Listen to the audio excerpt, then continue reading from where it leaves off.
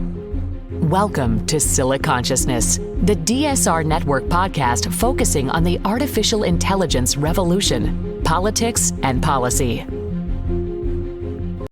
This podcast is underwritten in part by the U.S. Embassy of the United Arab Emirates. Its editorial content is completely independent, and the views expressed are exclusively those of participating experts. It is presented live, without editing.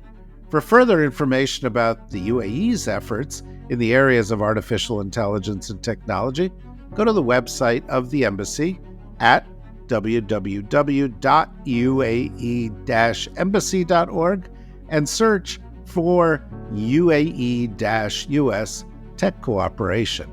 We thank them for their support. We thank everybody who's supporting this podcast for their support, and we look forward to it developing and growing over time because the issue is so important.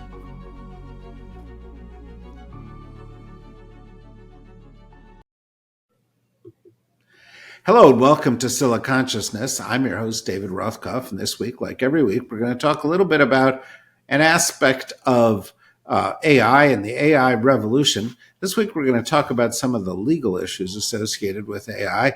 Don't touch that dial or whatever it is you're using to listen to this podcast, because I think some of these are some of the really central questions that are going to affect us going forward.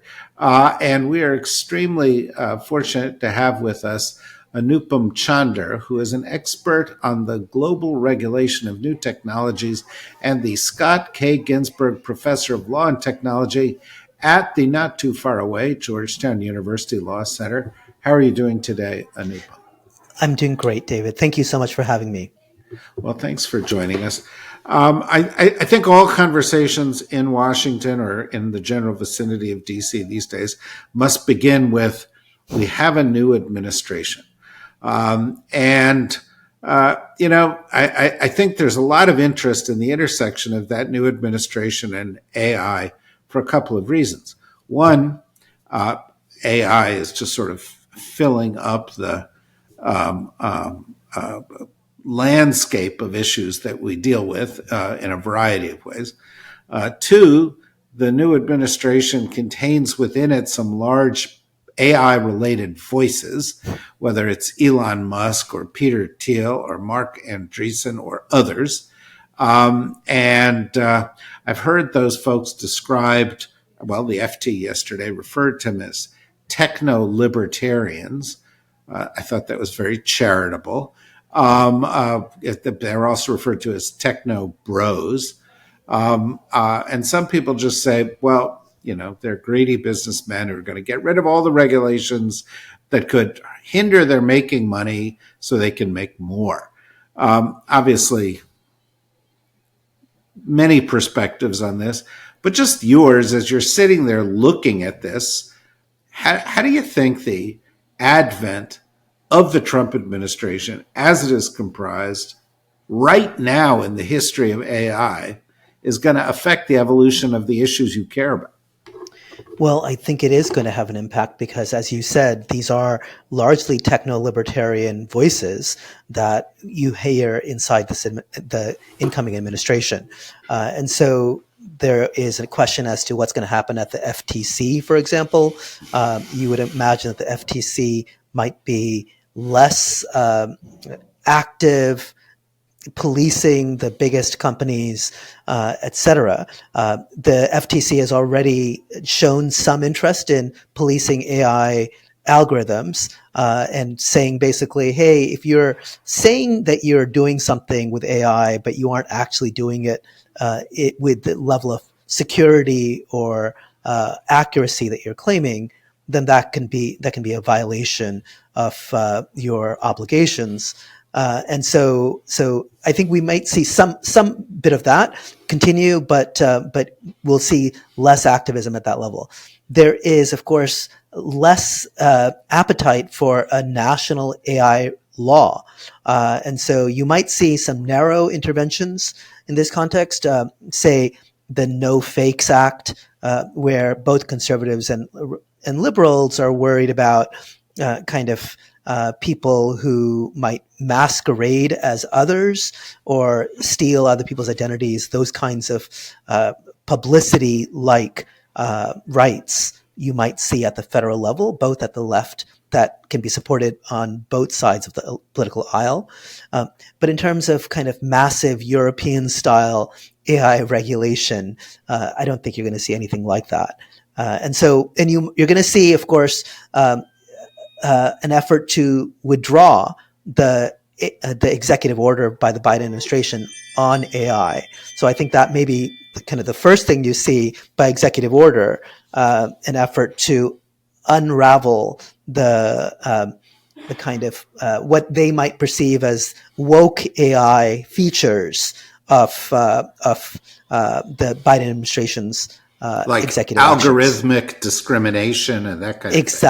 Exactly. So roll back so essentially saying, the Biden executive order, the AI Bill of Rights at the White House really are worried about some of the ways that AI might be discriminatory, might be biased, and really have strong requirements for considering those issues before something is implemented. That may fall by the wayside. That kind of sensible policy, I have to say, might fall by the wayside in an incoming administration that's not that concerned about discrimination and bias kinds of questions. Yeah, having said that, even that executive order is kind of throat clearing exercise. It's kind of, well, we need to really do something about this. Everybody go make a plan to do something, and let's get back together when we have an idea of what to do. I mean, I'm overstating it, but it's not hyper developed. And that's why having people come in at this stage with a very strong point of view could impact development. Now, one of the things that we see in a lot of areas in terms of international trade, but particularly in technology, you just touched upon, which is that the U.S. view and the European view are rather different, and the Chinese view is altogether different. The European view, is a little bit more individual and individual rights oriented, and the American view is a little bit more economic Darwinism, directed, and the Chinese view is the state owns everything. Doesn't that make things simple? But do you think that the direction that this new administration is going to take is going to cause international tensions? And what do you think that'll look like? So, yes, absolutely, international tensions. So you're going to see some concern about American companies being targeted by European enforcement agencies, the first being X. Elon will be very irritated when the Digital Services Act penalties come down hard on X. And so he will push back and say this is just simply effort at mass censorship, the censorship industrial complex, as they've described it now from the European side. And so that's what you're going to see from Elon Musk. And there will be other big, penalties. You're going to see routine penalties against Meta and Microsoft and the American tech companies for various infractions, not just on the AI side, but on digital regulation. So that's going to create more friction between the two parties. And so I think, the Biden administration was kind of with the European authorities on some of their disciplinary actions against American tech companies. And here there might be you might sense a more nationalist approach, more traditionally nationalist approach in terms of protecting American companies operating overseas in the Trump administration. But I think the first kind of flashpoint will be the impending Digital Services Act enforcement action against X for failure to do sufficient content moderation in Europe. Or anywhere. But yes, I get I get your point.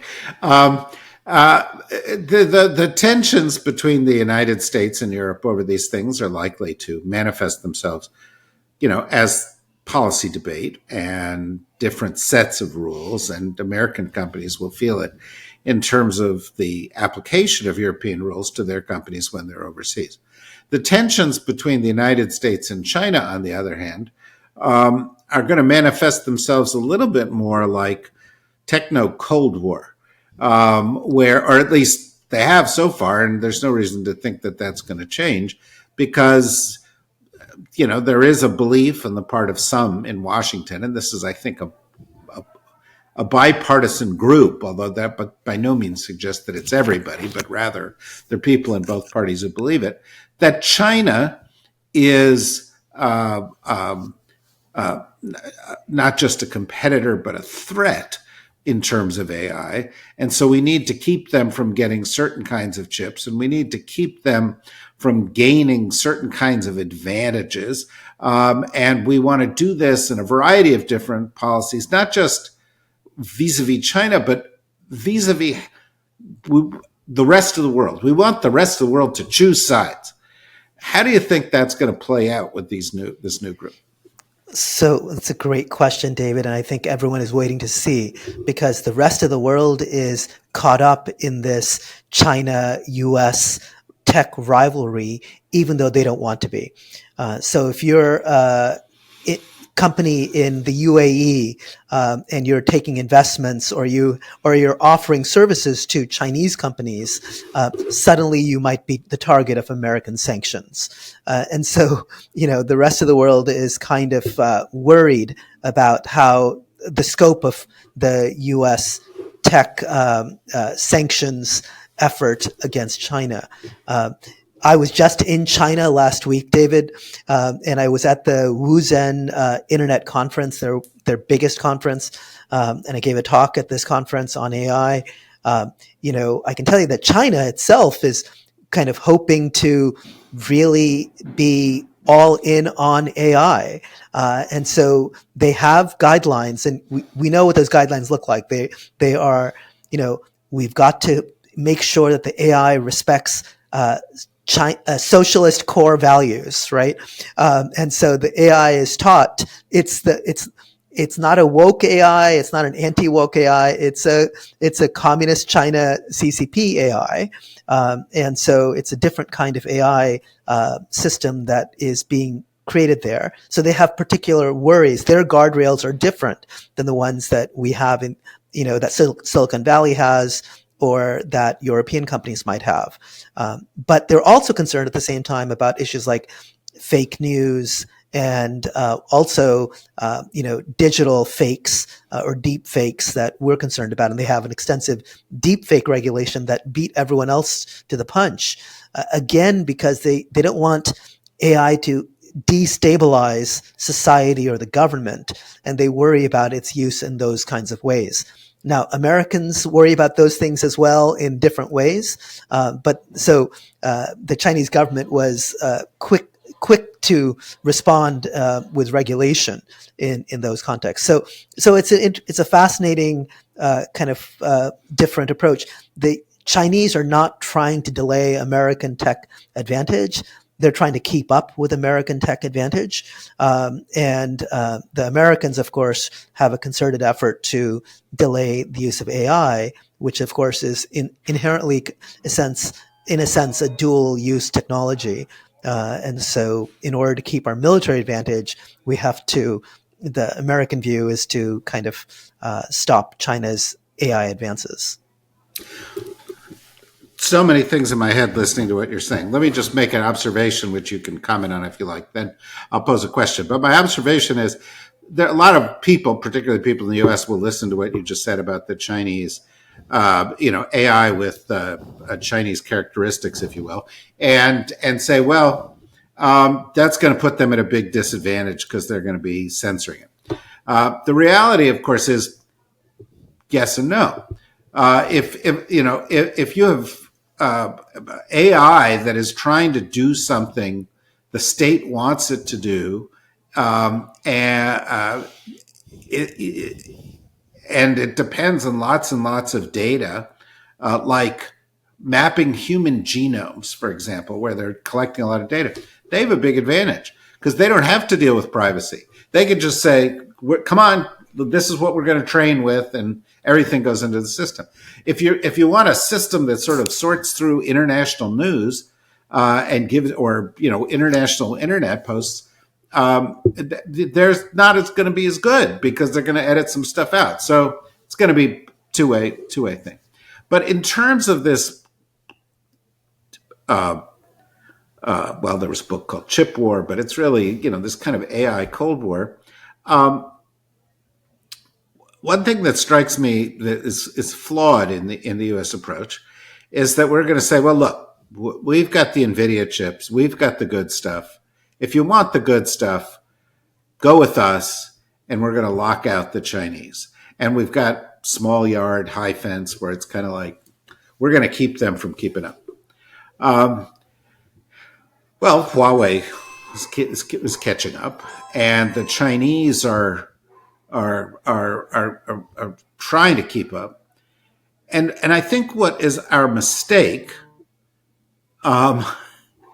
is that most of the people in the world are perfectly happy with slightly cheaper 80% AI solutions and don't need the cutting edge solution.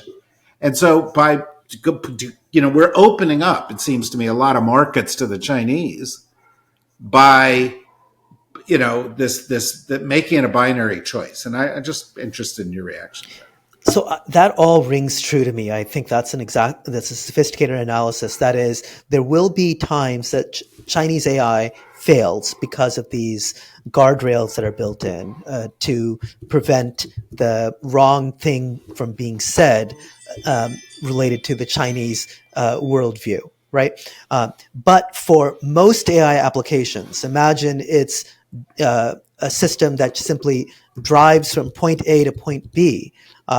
You don't have to worry about politics for that. For systems that make biological or scientific advances, you don't typically have to worry about politics for that, or what you say about Tiananmen Square. And so I think for most of those applications that are kind of scientific advances, China is leaping ahead. Its companies are, it's got some of the world leading academic institutions. I mean, you have to understand, like, I was at Shanghai Jiatong University on Friday, and there's literally, I walked by this, it says School for Artificial Intelligence. Okay. So like the amount of kind of effort to advance in AI at all levels and really kind of be the leading scientific edge of those technologies is astonishing. And the fact that you have all these companies that are trying to beat each other. China actually has hyper competition. I mean, it adopted some of the tenets of capitalism in a very serious way, even though it has, of course, the state hand all throughout as well. So I don't mean to deny the importance of the state in all this, but America should not think that Chinese are just copying America. And I said that they're keeping up, but also they're in many ways, ahead. I sat in the Huawei car. You mentioned Huawei. I literally sat in the Huawei smart car. And it's a beautiful car. I'm lucky enough to drive a Mercedes, which I love, but boy, this feels like a very, very, very fancy car and has all the technology built in. The mirrors on the sides are just instead cameras on the side and sensors on the side. You have little displays on the left and the right side, which show you a better view of what you could see than a regular mirror. So even that kind of safety oriented technology, it's doing great. So I think there's a lot of AI that's racing ahead in China, and our effort, the small yard, tall, big fence approach, the yard has not been so small, and the fence has always been scalable. It turns out, and so I think we're going to feel. So American companies are saying, "Hey, we can't sell our services." NVIDIA is, hoping to be able to sell more to China. You've got Qualcomm and all these other companies that are not able to sell chips, and so that may hamper their growth, their ability to invest, and their ability to lead as well. Yeah, and also I was at a company like that. I won't mention the name, but I was at a company like in that business the other day, and they said, "See, here's our chip. It's fantastic." I said, "Where's the chip from?" They said, "Taiwan." And then I said, "Okay, well, that has an effect, by the way, on how we treat Taiwan and China." And they said, "But you want to know something else?" I said, "What?" Said, "See all these other parts that go into making this processor unit, the connectors and all the other things?" I said, "Yeah." I said, "Those are all from China." And I was like, "Oh, so it is even more complicated than you thought." And I think the other thing that a lot of Americans just don't realize, we're just the national narcissism, is this: there's no place you can go in China, no place where this stuff isn't being applied right now. The average Chinese doesn't use money. The average Chinese host more apps, and we could go down this road. But it's a very advanced society where that competition is paying off. But the rest of the world wants to keep up, and I think another big set of the concerns here is the relationship between the global South and AI. And one of the big issues there is sort of, where does your data live and who holds the key, right? And, Google goes to country X and says, "Well, we'll build your cloud, but we can hold the key or you can hold the key." But the country X doesn't know whether Google's building back doors into this stuff. And the whole sort of issue of data sovereignty seems kind of at a tipping point. I wonder if you agree, and if so, what do you think the issues we're going to face there are? Sure. I think data sovereignty is something that countries are increasingly insisting upon. It's growing, not lessening the desire to control data. And that often means to bring it within one's shores and keep it on shore so that it's not sent abroad. Look, we saw that in the United States, and I've been a consistent critic of this with respect to our approach to TikTok, because it was a betrayal of our historical antipathy towards this kind of data localization obligation. In any case, but we'll put the TikTok stuff aside because I can go down that road for a long time. So the reality is that data sovereignty is a huge issue. Right now, we're seeing an issue with Apple intelligence, the intelligence they want to bake into the iPhone, and if you're China, you don't want Siri. You want to make sure that Siri is behaving properly, and so when it answers questions in Chinese, it follows core socialist values, and so it may well be that Apple has to use an intelligence, work with Baidu or some other local company to answer questions, because those will be heavily internally regulated by the AI provider, and that's part of the AI regulations in China, to make sure that the kind of those basic things, those guardrails, are built into the AI system. So there you see again, you can't just take an iPhone that you might sell in the United States or Germany and sell it in China. You have to sell one with the right intelligence, the right data services built into it. And Apple made that decision a long time ago. Apple said, we will localize on Chinese servers. So Apple says it still has the key, et cetera. So there's an open question as to who has that key. But the data lives and is stored in China. Tesla was compelled to store car data on servers in China as well. This is a few years ago now, because the Chinese became concerned about how much data was being collected by Tesla. And by the way, we now have a connected cars, concern as well in the United States, but our approach has been largely to say we don't want any Chinese cars. Period. I could go on and on with this, and I hope you'll come back because there's a lot of ground to be covered. But let me go to another issue that's sort of in the general consciousness, and that has to do with generative artificial intelligence, or sort of the most potent concepts associated with AI. Because here in Washington, a lot of the debate has been directed towards this and saying, well, we can't have AI that, destroys the planet Earth. That would be bad. Focus on that. A lot of that, if you ask me, has been a distraction funded by people who would prefer not to have AI regulated in other ways. Not that it's not important, though. And so this is the question, though, is in a global competition,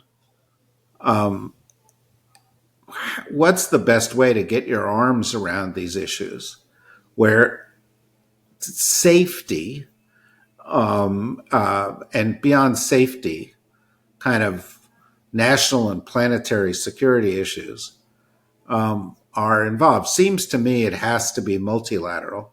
It seems to me there's no real multilateral mechanism. The British have a safety conference. Other people have these conversations. But we're a long way away from grappling with some of the issues that we all share with regard to AI. Do you see any encouraging sort of green shoots on that? And is the inevitable necessity some kind of multilateral organization that deals with these things? I'm not sure about a multilateral organization exactly, because that ends up sounding like a council that rules AI, across the world, and it will scare everyone half to death. But I mean like the WTO, which doesn't scare anybody, but it does do something. Right. I think you can I think we do need global conversations on this. The AI is going to advance. I think that's inevitable, and humanity has to be concerned. And I think this is not an issue that is an American issue or a Chinese issue or a French issue or a German issue. It's a universal issue among human beings, and there is actually important room for agreement.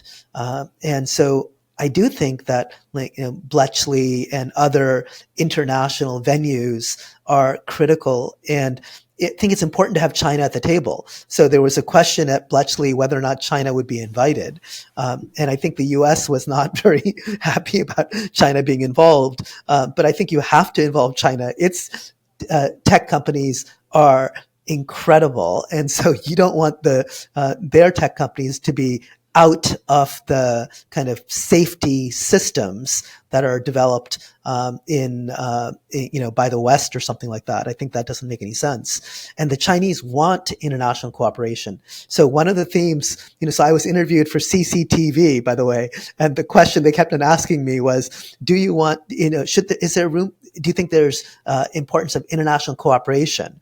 And I of course said yes. I think international cooperation is important here, and I truly believe that. Actually, that wasn't a line for CCTV. I think it is actually. And so you mentioned this question of, is this existential risk, this doomerism, a serious question at all? And look, let's imagine it's not serious. But I don't think it's a distraction, because I don't think it means that we don't regulate elsewhere. We need to have that conversation and other more mundane conversations about IP, about discrimination, about privacy, all those standard mundane things, but also think about this existential thing at the same time, maybe in different fora. And so I think, to me, I actually do believe these guys. take slight difference of view on this. I do think that they're being sincere, and look, I don't think they're saying, "Oh, we've got to worry about this doom," means that we don't also worry about the other stuff. And I think it's possible to worry about both. Well, obviously, well, maybe not obviously, but I agree with you on that. I'm commenting as much on the emergence of lobbying groups in Washington that are associated with the AI companies and some of the notable figures within them that have directed their efforts in one direction and not in all the directions. And I think clearly it's necessary. And, I can't help but relate. It's kind of off the point, but there's only two of us here. I can't help but relate the question about, is there a place for China on this? I was invited a couple of years ago to give one of those talks that the Oxford Union, and it was kind of black tie. It was kind of, there was a debate and I'm from New Jersey. It seemed very, cool to me to go and do this. And I got, the topic was, is China ready to assume its role in the world order? Or is it, too brutalist for all that? And I got into this room at Oxford and I looked around the room and the paintings in the Oxford Union Hall. They were all of people who conquered India, destroyed other civilizations, sort of raped the world on behalf of the British Empire. And I was like, how can you be asking this question? It takes a lot of, well, in my part of New Jersey, we would call it chutzpah, to be asking this question. And you can't have a global transformative revolution taking place and only decide to invite half the people to the party, right?